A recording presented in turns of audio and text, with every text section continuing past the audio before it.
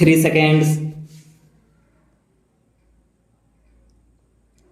Sir, a new feature is being introduced in the Companies Act which was never there before, neither in the Companies Act 1913 nor the Companies Act 1956 or the various amendments that have been made since 1956. Only an abridged form of the profit and loss account and the annual report will be sent to the shareholders, and on payment of fee he will be entitled to get the full report as he is getting now.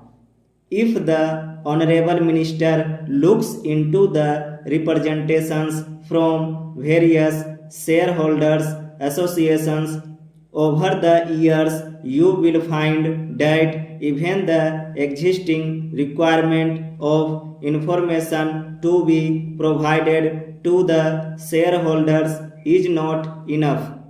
In fact, shareholders associations have already represented that the information given to them should be much more specific.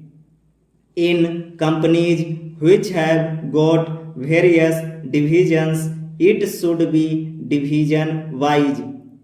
There are a lot of other features which they have pointed out from time to time. Here we find a bill which has been ostensibly brought to protect these very small shareholders and depositors, which takes away even the existing rights being given to them.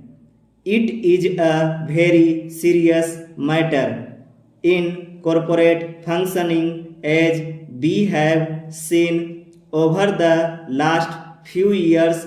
I may venture to say that even the structure committee recommendations have become a little out of date, because in the last 5 years, especially after this government has come to power, there has been a sea change in the operation of the corporate sector. This particular act, which is the main act governing the administration of the companies in the corporate sector, cannot be effective in spite of over 600 sections and a vast army of company law administration officials all over the country. The small depositors and the shareholders will always be left at the mercy of a certain government bureaucrat or a certain department. For instance, in spite of all these powers which the Company Law Board enjoys, this particular amending bill says that certain powers will be shifted from the High Court to the Company Law Board. It makes no difference. The ultimate authority is the government. The Company Law Board will be executing its decisions through the government. Now, I want to know, if the company law is effective, then how we have got massive cases of duping. The investors are totally taken for a ride. It is totally contradictory to the spirit of the structure committee, which had a very socialist approach. It is contrary, if I may submit with your permission, to the thinking of their own prime minister. I do not understand who is the author of this bill. I do not understand how this kind of omnibus bill without direction has been brought. This is one of the most poorly drafted pieces of legislation that I have come across.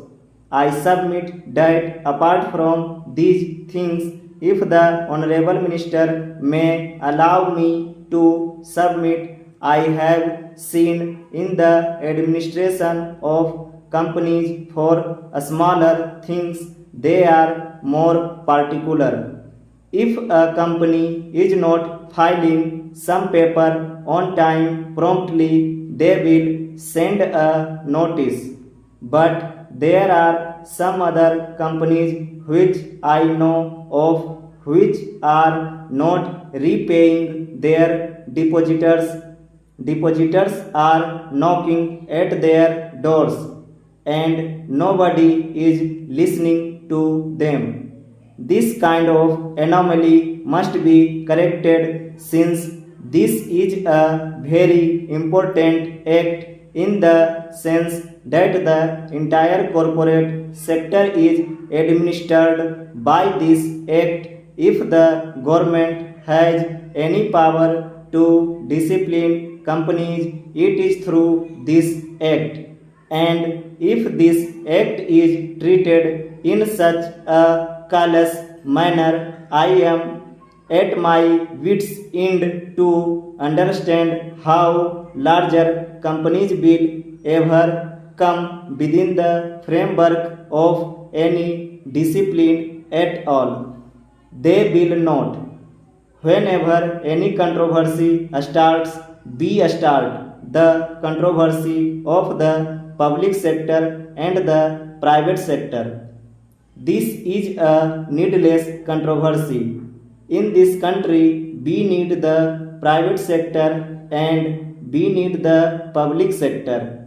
In this country, we need large companies and we need small companies.